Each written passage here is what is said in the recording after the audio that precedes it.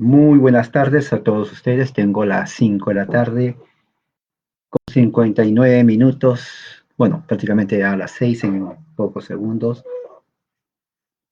Y hoy día eh, voy a hablar sobre la teología del pacto desde una posición exegética bíblica, que es lo que nos enseña las escrituras en cuanto a la teología del pacto reformada. Esto es un tema muy importante, es la base central de la teología reformada, realmente, que une y nos ayuda a interpretar, diríamos que es la hermenéutica de todas las escrituras desde un punto de vista reformado. Y es muy importante que esto se tenga en cuenta. Es basado en tesis del Seminario Universidad de Westminster, aquí en California, pero que básicamente es, si comenzaríamos a desarrollar punto por punto, uno por uno, entonces uh, tendríamos en nosotros una capacidad de entender toda la escritura realmente, porque es lo que nos ayuda a interpretar qué es ser reformado. Si la teología reformada es una teología robusta, la teología reformada es una teología sólida, robusta, compacta, coherente, que nos ayuda a entender cuando usted lee la Biblia. Un momentito, voy a agarrar la Biblia. Aquí está. Mi Biblia, tengo varias Biblias, pero esta es la que más uso en español. Cuando uno abre, por ejemplo, las escrituras, cuando usted está en su casa, se sienta y abre las escrituras y usted dice, por ejemplo, bueno, ¿qué voy a leer o cómo voy a leer? Por ejemplo, supongamos que usted esté en su casa y abre un tema, por ejemplo, los salmos. Usted está en su casa y quiere leer las escrituras y abre el libro de los salmos. Y los salmos son 150 capítulos, ¿no? Uno puede leer unos 5 capítulos diarios, diríamos así, y lee los salmos en un mes, pero el problema está en que el Salmo 119 es larguísimo. O sea, tendría que pasarse todo ese día leyendo solamente la Biblia, porque es muy largo. Y supongamos que usted abre los Salmos y usted dice, ¿qué voy a leer en los Salmos? ¿No? Usted dice que, porque ahí son 150 capítulos. Y bueno,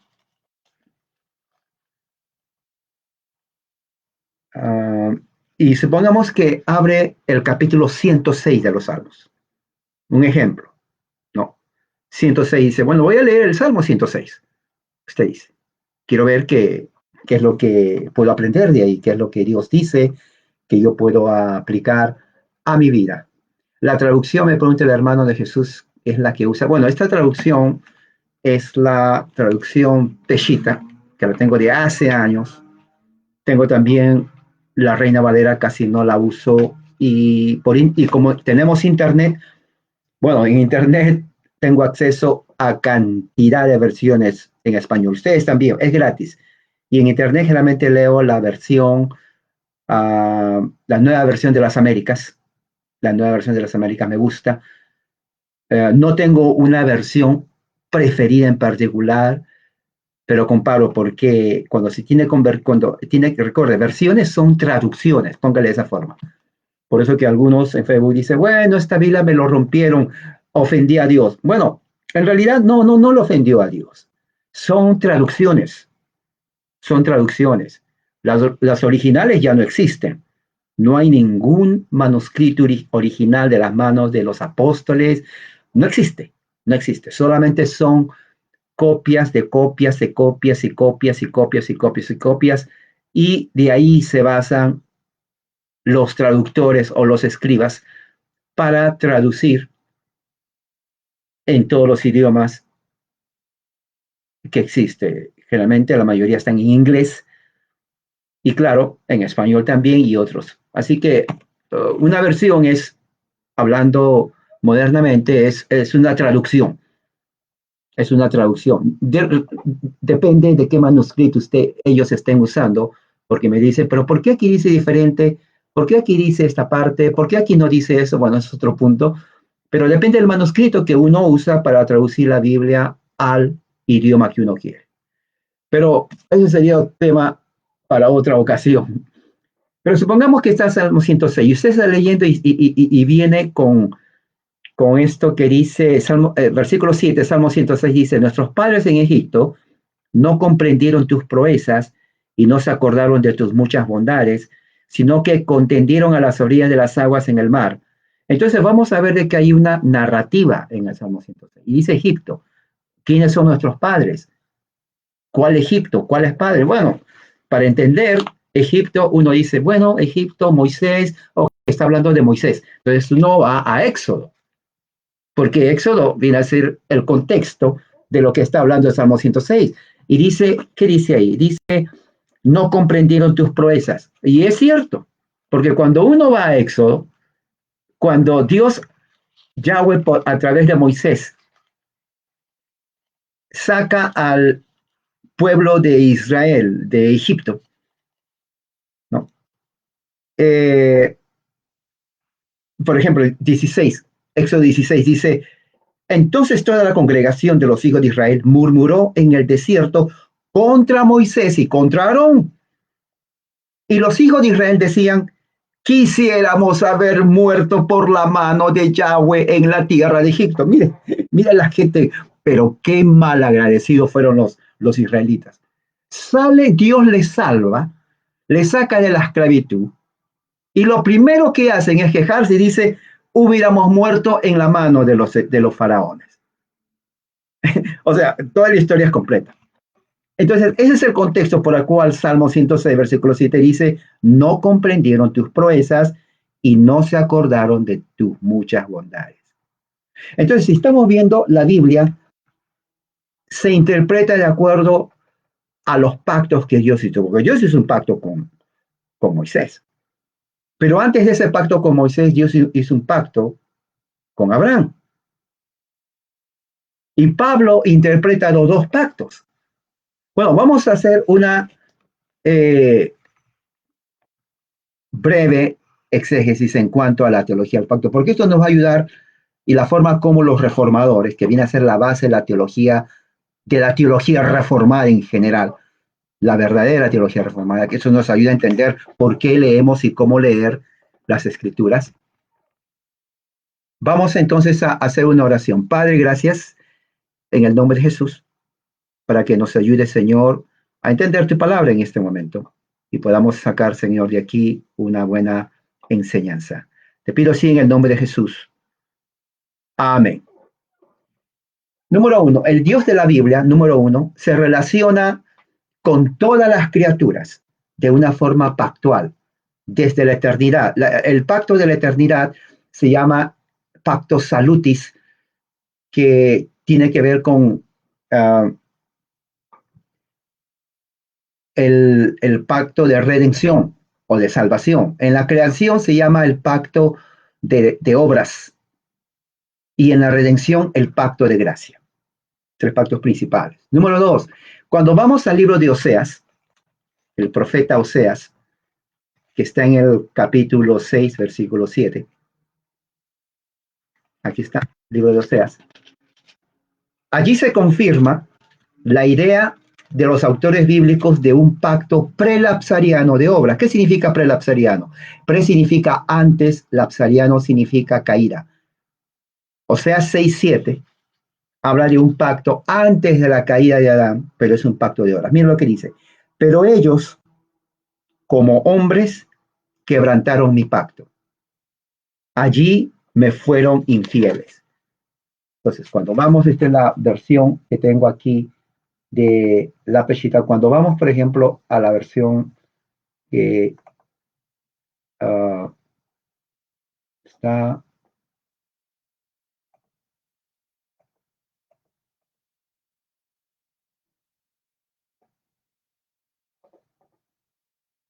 Creo que debería ser.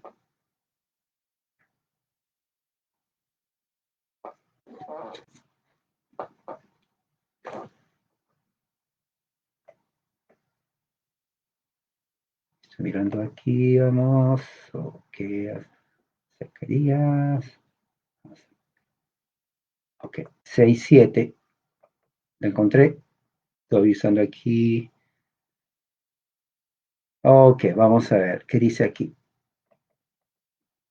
Mas ellos, cual Adán, traspasaron el pacto, allí prevaricaron contra mí. Ahora, ¿por qué aquí dice hombres y en las demás versiones dice Adán? ¿Se acuerda que estaba hablando al principio de las traducciones? Porque Adán, la palabra Adán tiene dos significados. Uno, la persona, Adán, y dos, la humanidad entera.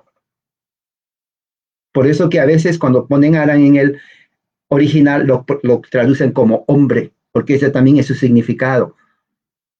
Pero también significa Adán la persona, o sea, el primer ser creado. Entonces, cuando dice así como Adán que quebrantaron mi pacto, en la Reina Valera del 60, entonces está hablando de un pacto prelapsariano, antes lapsariano caída, antes de la caída de, del hombre, que nos afecta a todos. Número 3, el apóstol Pablo presupone la existencia de un pacto prelapsariano de obras en pasajes, por ejemplo, Romanos 2.13. Si vamos a Romanos 2.13,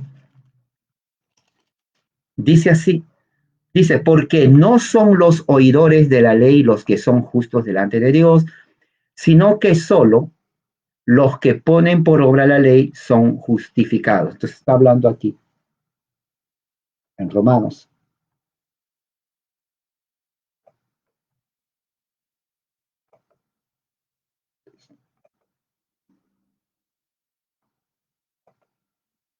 Ok. Dice, porque no son los seguidores de la ley los justos ante Dios, Reina Valera, sino los hacedores de la ley serán justificados. O sea, está hablando de un tiempo donde no estaba la ley de Moisés. O sea, está hablando de un periodo en donde los que cumplen la ley sin tenerla son los que van a ser justificados. Y también está hablando de lo que pasó con Abraham. Interesante. ¿Qué más? Número 4, la expulsión del árbol de la vida, Génesis 3, 22, 24, confirma un periodo de prueba del pacto de obras. ¿Qué quiere decir eso? Cuando Dios crea al hombre, y por ejemplo leemos en Génesis 3, 22, está antes de la caída y habla de un periodo de prueba para Adán. Y eso dice así, Dios dijo, he aquí Adán ha llegado a ser como uno de nosotros. Al conocer el bien y el mal, no vaya a suceder como ahora que extienda su mano y tome también del árbol de la vida y viva y coma para siempre. O sea, ¿qué es lo que está diciendo aquí? Bueno, Adán desobedeció a Dios. Recuerda, Adán es la cabeza federal. Pablo dice que por medio de un hombre entró el pecado, por tanto todos pecaron. O sea, él peca, nos pasa a toda la generación de seres humanos. ¿Me entiende? Cuando sucede eso, según el versículo 22, usted le ve, Yahweh, Dios, hace que Adán no pueda tener contacto con el árbol de la vida. Ahí lo dice. Porque si lo hace, él va a comer y va a vivir para siempre. Entonces, ¿qué es lo que hace? Versículo 23, lo expulsa del huerto del Edén para que labre la tierra de donde fue tomado. Porque recuerde que el castigo era, si tú comes el árbol que esté en medio del huerto, ¿no? Como lo había dicho, entonces inmediatamente morirás, ¿no? Ese era el castigo. Entonces, como él desobedeció y su mujer también, entonces Yahweh dice, bueno, que no tenga acceso al árbol de la vida que esté en el huerto, y la única forma es expulsarlos del jardín del Edén, lo cual lo hizo. También hubieron múltiples señales y signos acerca del pacto de obras, incluyendo, por ejemplo, la creación del sábado, el día de reposo, el árbol del conocimiento del bien y del mal. Todo eso está en la etapa prelapsariana, antes la historiana de la caída. La primera promesa del Evangelio sucede en Génesis 3:15. Si vamos a Génesis 3:15, vamos a ver que dice: pondré enemistad entre ti y la mujer, entre tu simiente y la simiente de ella. Esa simiente está apuntando a Jesucristo. Por eso que los autores hebreos, rabinos, ellos siempre hablaban de la semilla, los hijos de la semilla de Satanás y los hijos de la semilla de la mujer.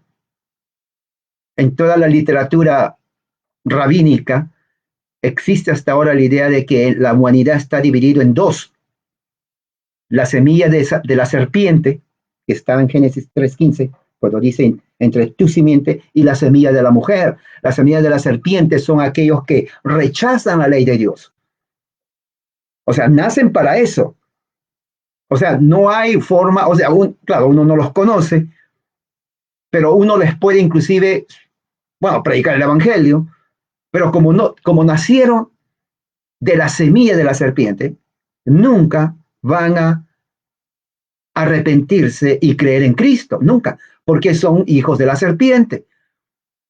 Los hijos de la mujer son aquellos que ya están, como dice Pablo, preordenados a vida eterna. Judas habla de eso, ¿no?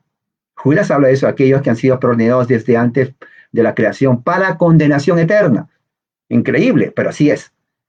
Ahora, no los conocemos, no podemos decir él es condenado, él es el hijo de la serpiente, no podemos decir eso. Pero de acuerdo al contexto es lo que está enseñando. Enemistad entre la semilla de la serpiente o simiente y la simiente de la mujer. Esa simiente de la mujer es Jesucristo, porque Jesús nace de una mujer. Gálatas capítulo 4, es lo que está diciendo ahí Pablo. Interesante. Luego, ¿qué vemos ahí? Luego también el pacto de gracia, entonces, es un pacto progresivo histórico de la administración del Evangelio en la historia de la redención. Porque el Evangelio aquí, por eso muchos lo llaman en teología el protoevangelio, o sea, proto es principio, antes del Evangelio en su totalidad, ya se le está dando la promesa a Adán. Entonces el pacto de gracia, en este momento, que empieza, entonces es algo progresivo en la historia de la redención. El primer pacto noánico de Noé, estamos en Génesis 6:17, Génesis capítulo 6, si vamos a Génesis capítulo 6, versículo 17, mira lo que dice, he aquí yo traeré sobre la tierra un diluvio para destruir toda carne que está debajo del cielo, en la cual hay aliento de vida, todo lo que hay en la tierra perecerá. Sin embargo, contigo, versículo 18, estableceré mi pacto, es el primer pacto con Noé. Entrarás al arca tú y contigo tus hijos, tu esposa y las esposas de tus hijos. Miren que inclusive en este pacto noánico, no es solamente Noé, es la familia, la descendencia. O sea, desde el punto de vista bíblico, inclusive esto es no solamente porque dice la Biblia, sino en los tiempos pasados del Medio Oriente, de esa parte, los pactos incluían a la familia. Okay, no es que, bueno, el pacto Dios lo hizo conmigo, voy a preguntarle a mi esposa si quiere entrar en el pacto. Y a mis hijos voy a esperar que crezcan y preguntarles si quieren. No existía esa forma de pensar. No existía eso. Y ese es el concepto por el cual es el contexto para el bautismo infantil. ¿Ok? Más adelante. Dios no actúa de una forma que, bueno, tú eres salvo. A ver, si tus hijos crezcan y hacen la decisión de fe, si quieren, lo hacen. Si no, no. No existe eso en la Biblia. No existe en el Antiguo Testamento, en el Antiguo Pacto, en el Pacto Abrámico, ni en el Nuevo Pacto. No existe. Eso es algo que sale de una invención evangélica, generalmente, de los Estados Unidos, ¿no? Y se transporta a México, Centro y Sudamérica en las diferentes congregaciones y sectas evangélicas que creen que eso es así, pero no es así, porque el evangelio es pactual, de pactos. O sea, no existe alguien que pueda ser salvo fuera del pacto. Es inconcebible. Ellos creen así, pero Dios no lo acepta. Y eso está en todas las escrituras. Desde Génesis que estamos viendo aquí hasta el Nuevo Testamento. En Génesis 9 vemos el segundo pacto noénico. Génesis 9, versículos del 8 al 17. Mira lo que dice.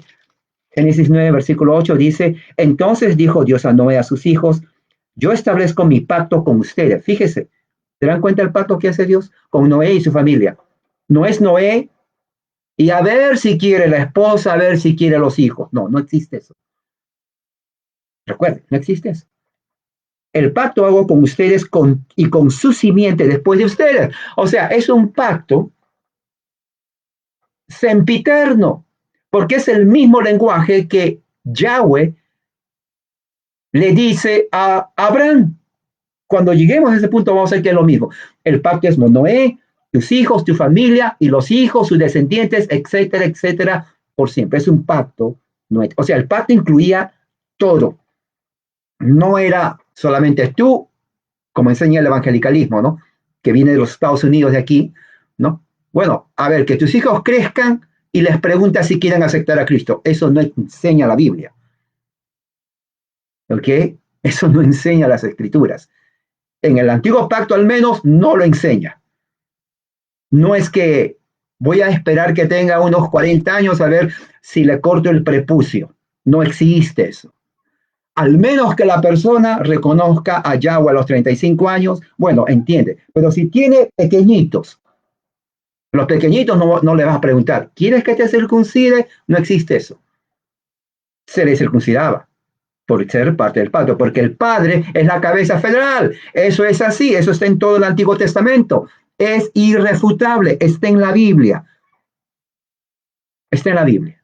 Y eso ha sido en toda la cultura antigua, de sumerios, babilónicos, asirios, y todas las culturas eran así. Inclusive los paganos eran ellos y su familia. ¿Sí? Así era. ¿Qué más?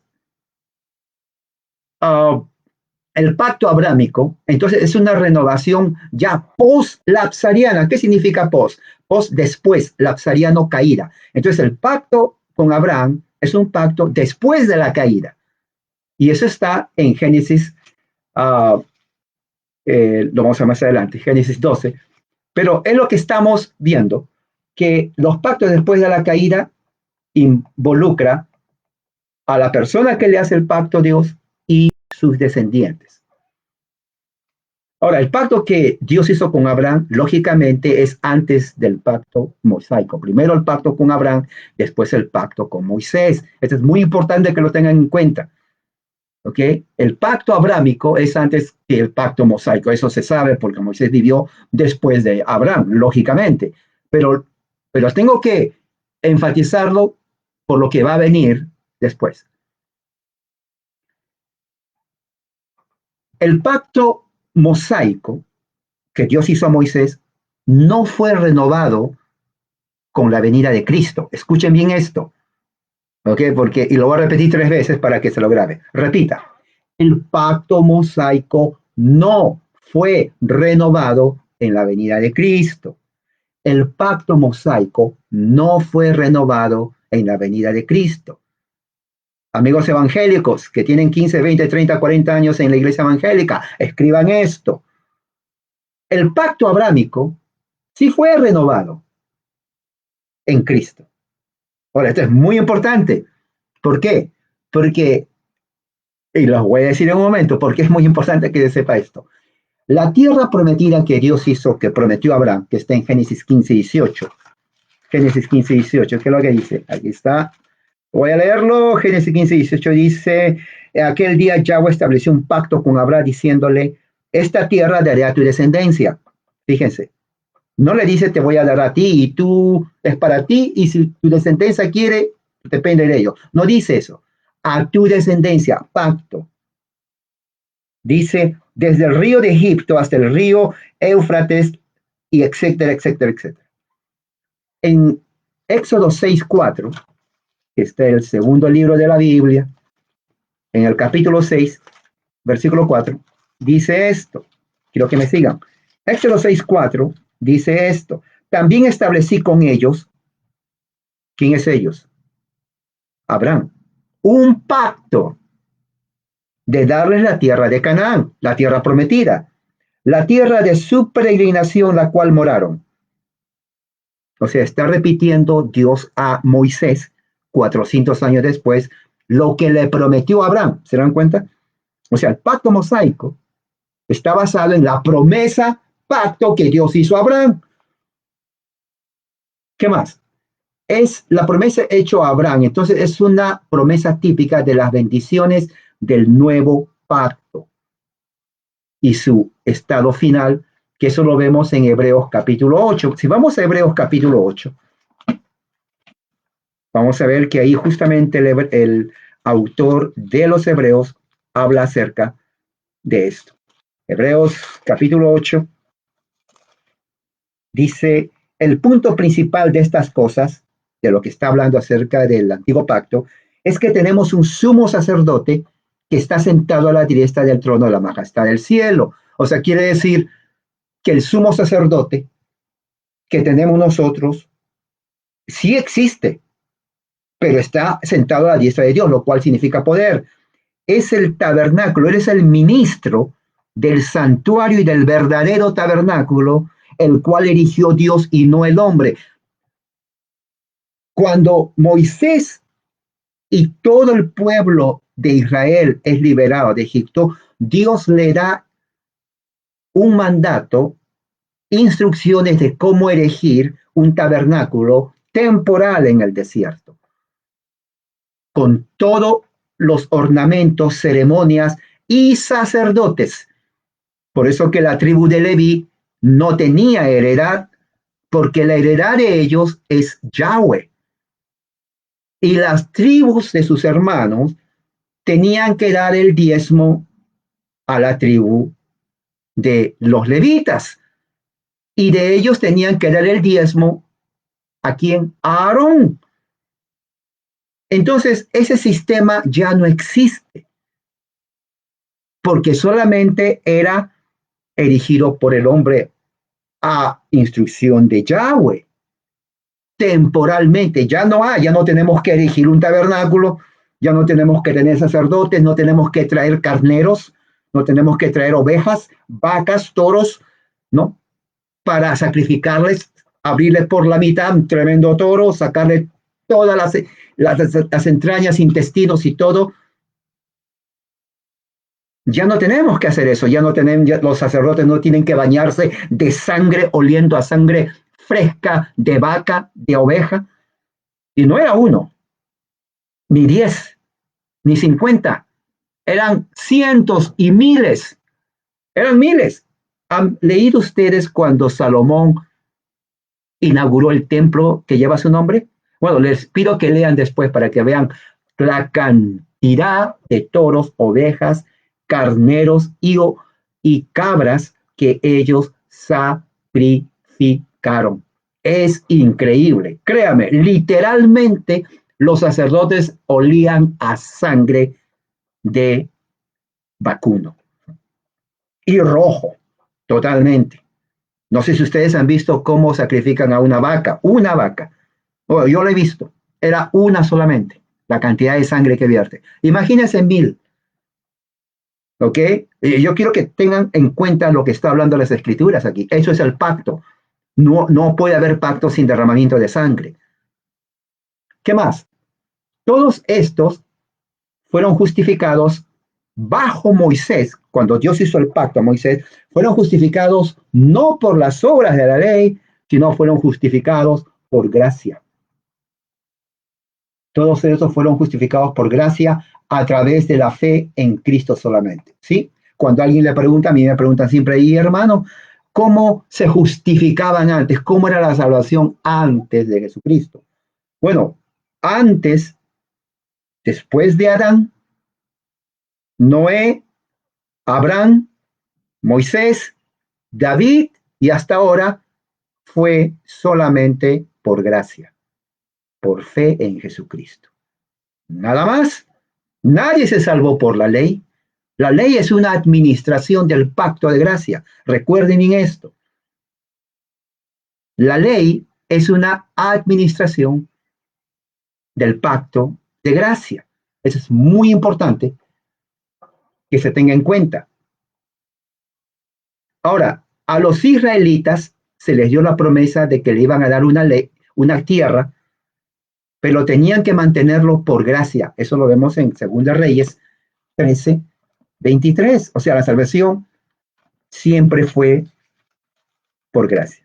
2 Reyes 13:23 dice así: y Yahweh tuvo compasión y les mostró misericordia, se volvió a ellos por causa de su pacto con Abraham. Ahora, este es muy importantísimo. Siempre tengan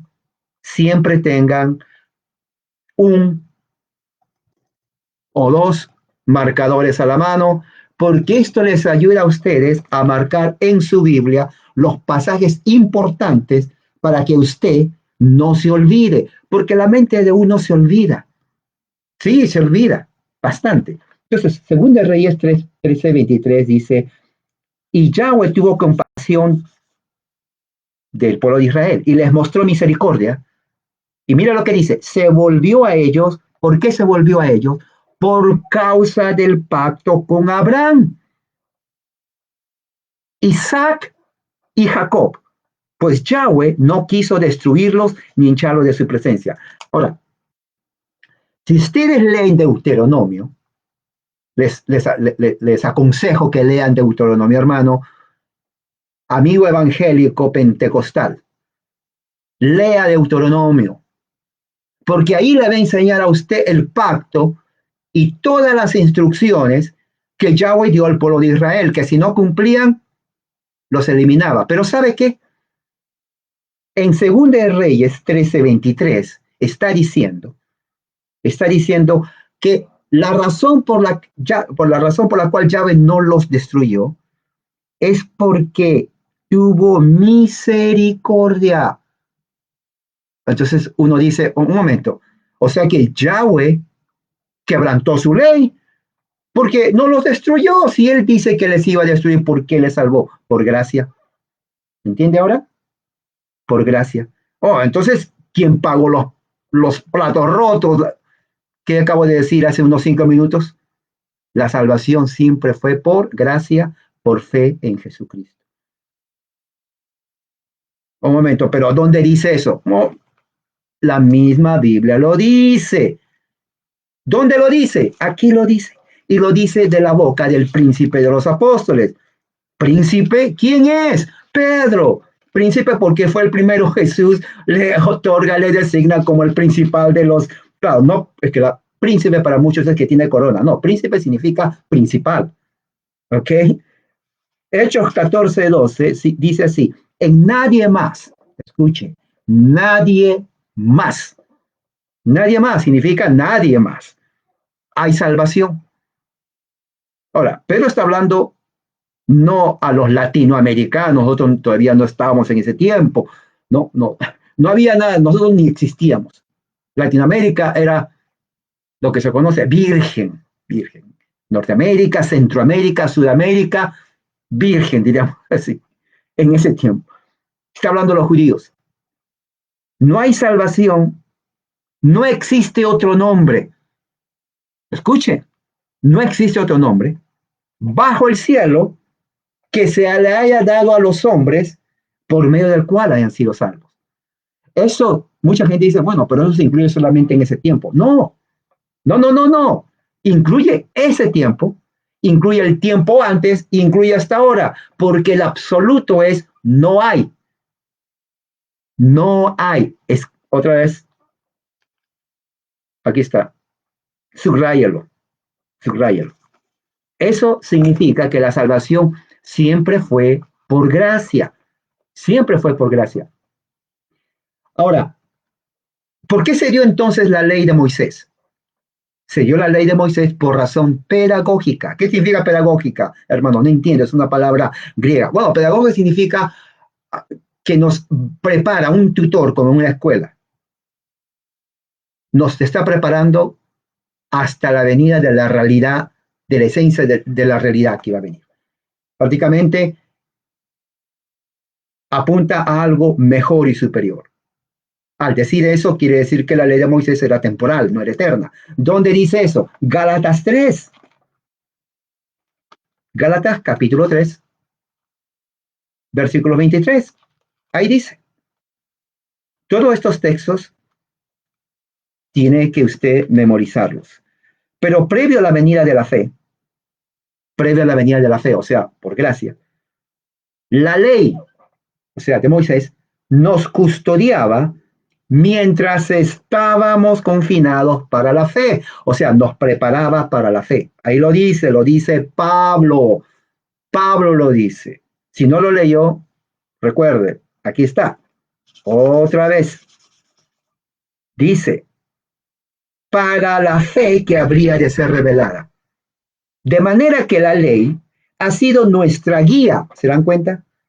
Hacia Cristo. O sea, la gente que estaba viviendo en el tiempo de Moisés estaba siendo preparada para Cristo. Es más, ellos tuvieron el sello y señal del pacto, que era la circuncisión física. Y Dios, Yahweh, dice, el que no era circuncidado era cortado, porque no pertenecía al pueblo del pacto. Eso lo dice Yahweh, yo no lo digo. Esas son las estipulaciones de Yahweh. Así él lo dijo. El que decía, no, a mí yo me van a circuncidar para nada, ok, afuera. Pero ahí no terminaba eso. ¿Se acuerdan que leí un pasaje donde los hijos de Israel se quejaron contra Moisés y contra Aarón diciendo, pero ¿por qué Yahweh nos saca? Hubiéramos quedado en Egipto para morirnos de hambre. No, o sea, totalmente fuera de razón esa gente. Bueno, ellos fueron circuncidados. ¿Pero qué pasó? Yahweh los eliminó. Y uno dice, un momento, ¿no era solamente a los que no tenían el sello? Sí, ellos sí. ¿Y por qué los eliminó a los que tenían el sello? Porque el sello de la circuncisión era el sello físico de pertenecer al pacto, al pueblo de Dios físico. Pero la esencia del pacto era la circuncisión del corazón. Fíjese, en realidad, el que no era circuncidado del corazón, por más que se le haya circuncidado físicamente, era eliminado. Ahora, ¿por qué esto es importante? Porque esta es la clave para entender por qué hasta ahora el pacto abrámico que sigue es el fundamento para el bautismo de niños. El bautismo no se hace para salvar, sino en base a lo mismo que hizo Dios con Abraham, en tú y tu descendencia. Bueno, ¿quién es mi descendencia? Bueno, no va a ser un pájaro o un perrito, no, mis hijos. Entonces, si para ellos es la promesa, ellos tienen que tener también el sello y señal de la promesa. Eso es así porque estamos en la casa de Abraham. Eso lo dice Pablo, yo no lo digo. Entonces, por lo tanto, la pregunta es, oh, entonces son salvos. Bueno, se responde lo mismo como Yahweh trata a los del pacto. La circuncisión verdadera es la del corazón. Ellos son hijos del pacto, tienen la promesa, con la promesa de que en la casa del pacto se les enseña el catecismo, que viene a ser instrucción de la palabra. Catecismo es una palabra bíblica, para que cuando sean grandes ellos reconozcan y tomen profesión de fe, y eso hacen los judíos. Eso es bíblicamente. Entonces, ¿qué es lo que sucede con los que no son? Solamente Dios sabe y Dios va a tratar con ellos. Pero uno cumple el mandato. Uno cumple el mandato. Sigamos entonces. Dice, el pacto de gracia se inició en la historia después de la caída y estuvo en sus estados, diríamos, antes que se culmine con Adán, con Noé, con Abraham, y su penúltimo estado del pacto de gracia es el nuevo pacto donde estamos en este momento. Cuando Cristo muere en la cruz, Él derrama su sangre. Recuerde, no hay pacto sin derramamiento de sangre. Él tuvo que derramar su sangre. Es un pacto. Dios no quiebra su pacto. Pero ese pacto es el antepenúltimo, porque el último estado del pacto de gracia va a ser en su consumación, ya en la escatología final, cuando el reino de Dios se consuma totalmente. Esa es la esperanza del cristiano. Pero mientras tanto estamos en el nuevo pacto. Ahora, ¿por qué es nuevo? Es nuevo en relación a Moisés, no a Abraham. Lo repito, ¿por qué se llama nuevo pacto? Eso implica que hubo un antiguo pacto, ¿no? Por eso es nuevo, claro. ¿Cuál es el viejo pacto? ¿El de Abraham? No, el de Abraham no es pacto viejo. El pacto viejo es el de Moisés. Y esto lo podemos ver en Hebreos, justamente Hebreos, aquí en el capítulo, déjenme ver, 8, versículo 13. Por lo cual, al hablar de uno nuevo, hizo anticuado al viejo o al primero, pacto mosaico. Y lo que está anticuado y obsoleto está próximo a la destrucción. O sea, ya no vivimos en el antiguo pacto mosaico, ya no hay templo, no hay necesidad. Somos templo del Espíritu de Dios. Ya no hay tabernáculos tampoco, porque Él, Jesús, por su Espíritu, habita en nosotros. Somos el tabernáculo espiritual. Ya no hay sacerdote, somos nosotros sacerdotes en Cristo. Pero lo más importante, ya no hay sumo sacerdote de Jesucristo. Ya no hay que traerle a Él ninguna ofrenda de sacrificio, no tiene que usted agarrar su vaquita, ni su ternera, ni su oveja, si tiene una cabrita en la casa, no la mate, al menos que se la quiera comer, pero ya no tiene que sacrificar, porque el mismo sumo sacerdote, que es Jesús, él mismo se puso como cordero y él mismo derramó su sangre para nosotros, porque la sangre de los machos cabríos era una sombra de lo que iba a venir y nunca limpiaron los pecados ni las malas conciencias del pueblo. Lo hicieron con la promesa de que el verdadero lo iba a hacer. ¿Quién es el verdadero? Jesús, el Hijo de Dios. Entonces, el nuevo pacto es nuevo en relación a Moisés. Pero ¿qué pasa con el pacto abrámico? Bueno, el pacto abrámico sigue. El nuevo pacto prácticamente es el cumplimiento de la promesa que Dios le hizo a Adán en Génesis 3:15. Cuando le dice, habrá enemistad entre la simiente de la serpiente y la simiente de la mujer, eso se cumple en la inauguración del pacto que hizo Jesús cuando murió en la cruz del Calvario. Ahí se cumple eso. O sea, Génesis 3:15 se cumple ahí. Ahí se cumplió, porque es el inicio del nuevo pacto.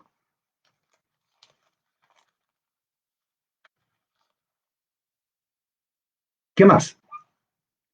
La distinción, hay una distinción entre el pacto de obras y el pacto de gracia. El pacto de obras generalmente es lo que está estipulado en la ley. Haz esto y vivirás. Nadie ha cumplido la ley 100% y decir, bueno, yo he cumplido la ley hoy día, así que por hoy día yo merezco un premio o el mérito de ser salvo. Bueno, no es eso. No existe, absolutamente no existe eso. El pacto de gracia es el Evangelio, promesa de salvación. Pacto de gracia existió desde el momento que Adán se le dio la promesa en Génesis 3:15, se le dio a Noé, se le dio a Abraham, a sus hijos, Isaac, Jacob, a Moisés. Entonces, cada pacto que Dios hizo, inclusive David, eran administraciones del pacto de gracia. El nuevo pacto es la penúltima administración en Cristo. O sea, seguimos viviendo en el pacto de gracia, en el nuevo pacto. Pero como el pacto de Moisés ya no existe, ya no tiene poder, ya como dice aquí Hebreos, desaparece. El pacto abrámico sigue. Entonces, eso es muy importante que tengamos que tener en cuenta porque eso nos ayuda a entender que es nuevo, no porque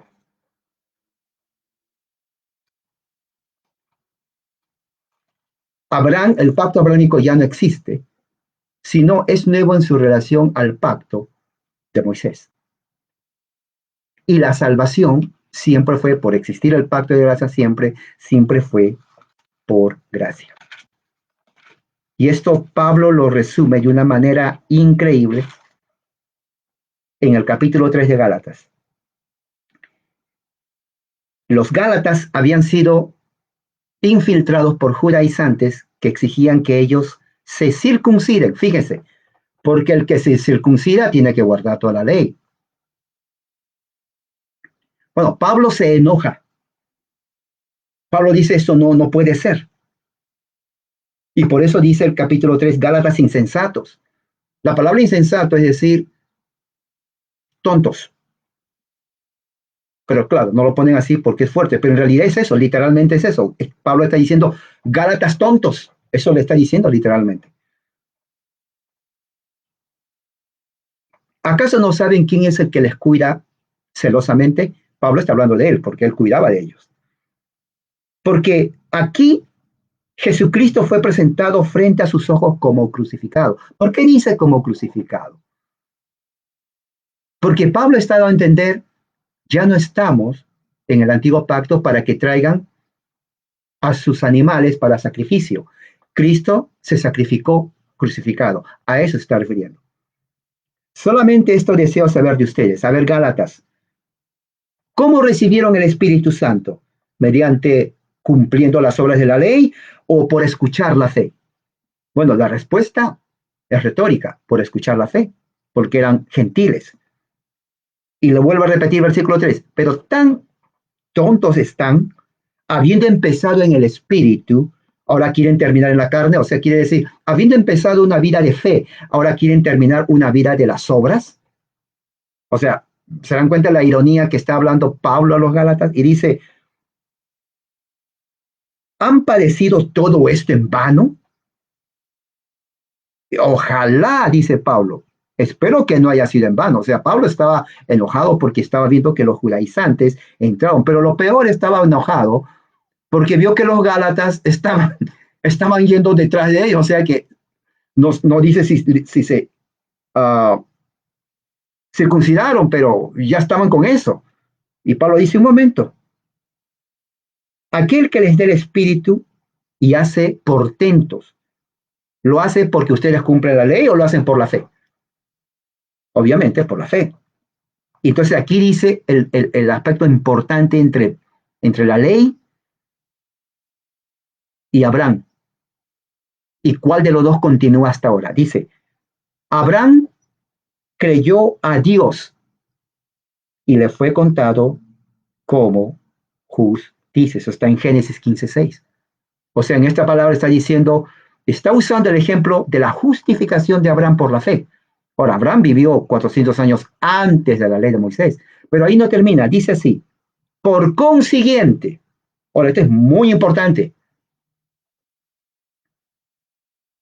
¿ok? Por consiguiente, por lo tanto, en conclusión, de manera que sepan, conocimiento, sepan que los que son de fe hoy son hijos de Abraham. Lo que está diciendo Pablo es esto. Dios le promete a Abraham y sella un pacto que en él y en su simiente serán benditas las naciones de la tierra. Eso lo dice. Y es una promesa pactual. Y lo hace porque él creyó por fe. Ustedes, si creen a Dios igual, ustedes son hijos de Abraham. Disculpen. Lo cual significa que la promesa que Dios le dio a Abraham, ¿quién creen ustedes que son, o quién creen ustedes que son los herederos? Los que están en la casa de Abraham. Nosotros, ahora fíjese, porque la promesa que Dios le da a Abraham es para él y sus descendientes. Nosotros estamos en la casa de Abraham por la fe y la promesa es para nosotros, no más. No, no dice eso. Para nosotros y nuestros descendientes.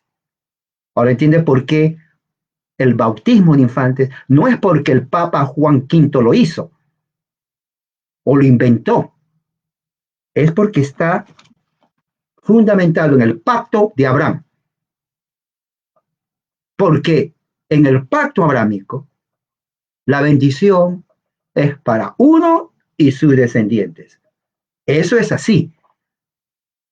Así fue siempre. Siempre fue así. Así es hoy y así será.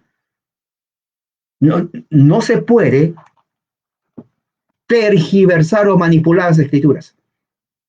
Por eso empecé diciendo, el que no entiende el pacto, no entiende la escritura, y no importa cuántos textos ponga en Facebook y le den muchos likes, eso no tiene ningún sentido realmente. A mí no me impresiona.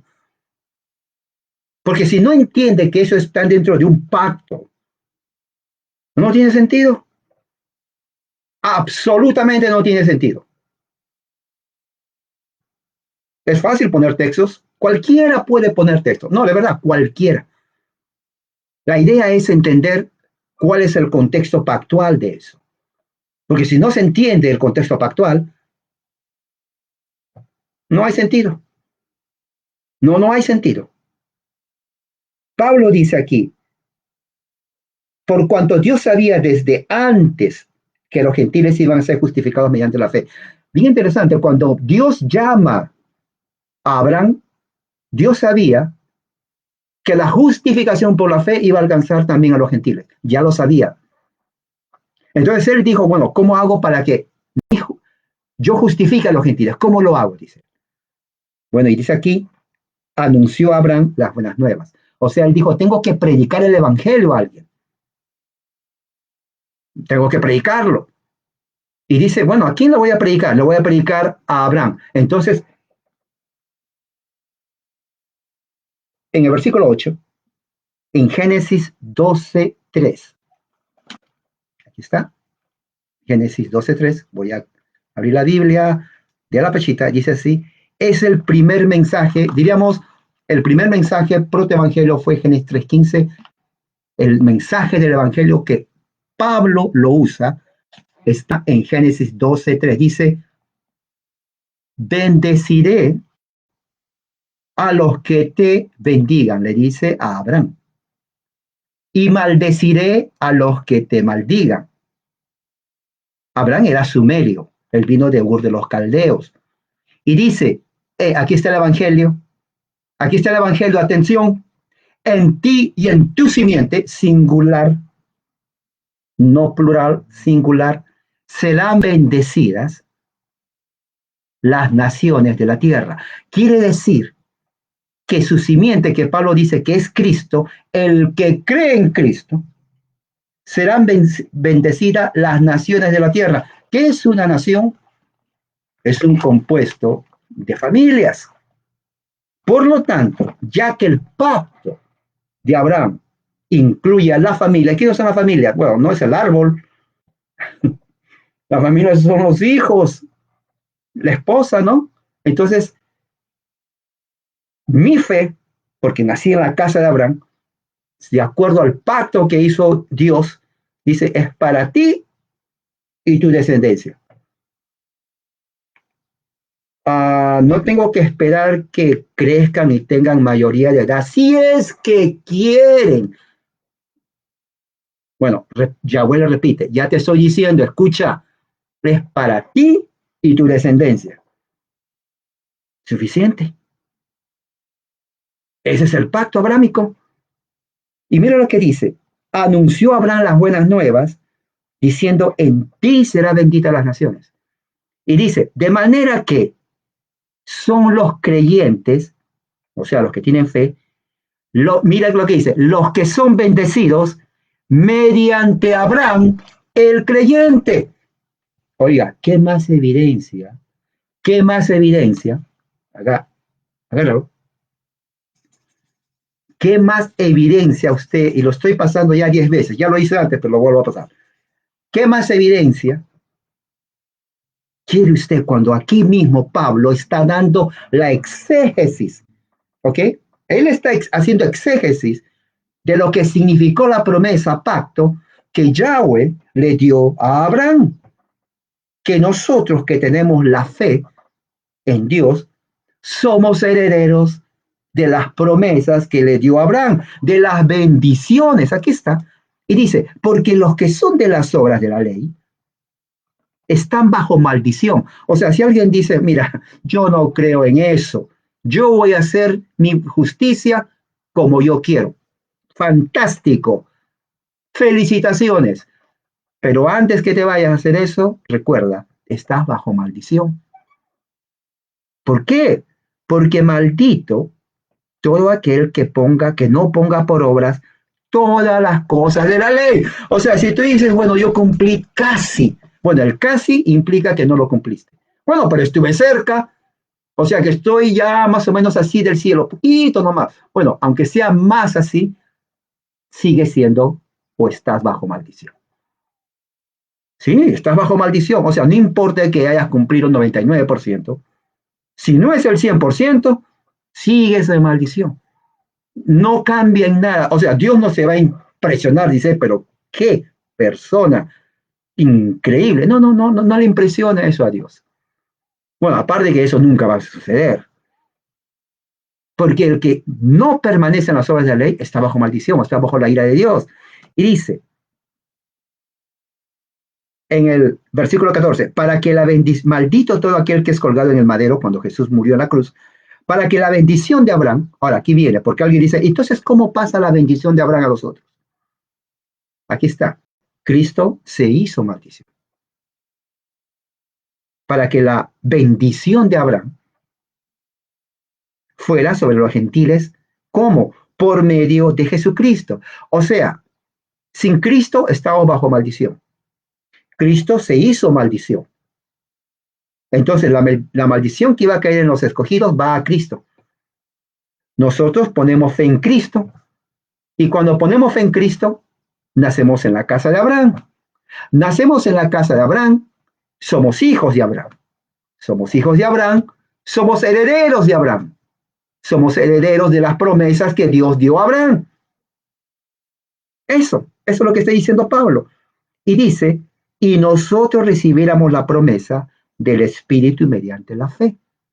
O sea, las bendiciones las recibimos por la fe. Y dice, por tanto, todos ustedes, dice Pablo, son hijos de Dios mediante la fe en Jesucristo. Adopción. Y dice, porque los que fueron bautizados en el Cristo, o sea, bajo la autoridad de Cristo, bautismo en agua, fueron revestidos. No hay judío ni gentil, no hay esclavo ni libre, no hay varón ni mujer, porque todos ustedes son uno en Jesucristo. ¿Se da cuenta? O sea, nada que ver el pacto de Moisés, es el pacto abrámico. Y dice 29 y termina con esto Pablo. Y si ustedes son de Cristo, por lo tanto, y mire, si ustedes son de Cristo, por lo tanto, también son simiente de la mujer, de la serpiente, de Abraham. Y si somos simiente de Abraham, aquí viene lo bueno, herederos de acuerdo a la promesa. O sea, cuando Dios le dio la promesa a Abraham en Génesis 12:3, en ti serán benditas las naciones de la tierra, está hablando de su iglesia. en todas las naciones. Por eso es que la iglesia es católica, ¿ok? En el sentido mismo de la palabra. O sea, evangélicos tienen miedo, oh, católica, romanista, el papa. No, no, no, no. Saque eso, ese anticatolicismo de la cabeza, sáqueselo. Porque eso no ayuda. Eso viene de una idea evangélica de los Estados Unidos. Bíblicamente hablando, la iglesia de Cristo es universal, o sea, incluye a todo aquel, como dice Dios a Pedro cuando estaba en la casa de Cornelio, que él se agrada de todos aquellos en cada nación que temen su nombre. Fíjense. Entonces, si estamos en Cristo, somos herederos de todas las promesas que Dios le dio a Abraham. Porque la promesa es para ti. ¿Y quién? ¿Y quién? Y tu descendencia. Escuche, entonces la teología pactual, para resumir, es simplemente, viene a ser la administración de gracia en los diferentes pactos en el antiguo pacto. Antes de Moisés, Moisés no era del antiguo pacto. El antiguo pacto empieza con Moisés. Perdón, Abraham no era del antiguo pacto. El antiguo pacto empieza con Moisés. Escuche bien esto, no se distraiga. No se distraiga. Sígame usted. Sígame usted. El pacto de gracia inicia con Adán, Noé, Abraham, Isaac, Jacob, Moisés, David. Son administraciones del pacto de gracia. Cuando viene Jesús, se inaugura el nuevo pacto, pero es nuevo pacto en referencia al pacto de Moisés, no al pacto de Abraham. Porque como vuelvo a repetir, hemos leído Gálatas 3, nosotros somos hijos de Abraham. Así que el pacto abrámico está vigente. Lo estuvo siempre y lo estará siempre. Y esa es la base por la cual la iglesia, que viene a ser el Kohel, que es palabra hebrea que significa la congregación de Dios, somos el verdadero Israel, el Kohel de Dios, el verdadero Israel nosotros, siempre ha sido una, sino que ahora ya es internacional. Y eso le mostró Dios Jesucristo a Pedro en el capítulo 10 de Hechos. ¿Se acuerda cuando le dijo, Pedro, mata y come? Y Pedro dijo, Señor, yo nunca comí nada de esos animales, por favor. No, no, no, no, nada que ver con eso. Pedro, lo que Dios limpia, ni te atrevas a llamarle mundo. Oh, Pedro dijo, se quedó, pero sí, cuando vinieron a buscar los otros hombres de Cornelio, él dice que estaba pensando todavía de la visión. Seguramente Pedro decía, pero ¿qué pasó? Pero, o sea, sí se quedó perplejo. Porque él no entendió que Dios se goza que en cada nación de aquellos que le temen, en otras palabras, que creen. Por eso que en Cesarea, que está en la provincia de Samaria, puerto muy importante, importante en el Imperio Romano, ¿qué sucede ahí? Pedro va a la casa de gentiles, lo cual estaba prohibido para un judío. Pedro come en la casa de los gentiles, lo cual estaba prohibido por la ley judía, porque Dios le dice, yo me gozo de que en cada nación de la tierra, gentiles, de aquellos que honran mi nombre. Y aquí está el caso. Y los de la casa de Cornelio eran romanos, toda su familia grandísima, amigos íntimos que eran griegos, gentiles, romanos, y ahí confirma la promesa del Espíritu Santo. Cuando se derrama y comienzan a hablar en latín, idioma romano, comienzan a hablar en griego y en los dialectos de esas personas que están ahí, como confirmación de que el Evangelio también es para los gentiles. Usted es gentil y yo soy gentil. Bueno, al menos que usted demuestre que en su línea genealógica pertenece a alguna tribu judaica, pero mientras tanto somos gentiles. Y por eso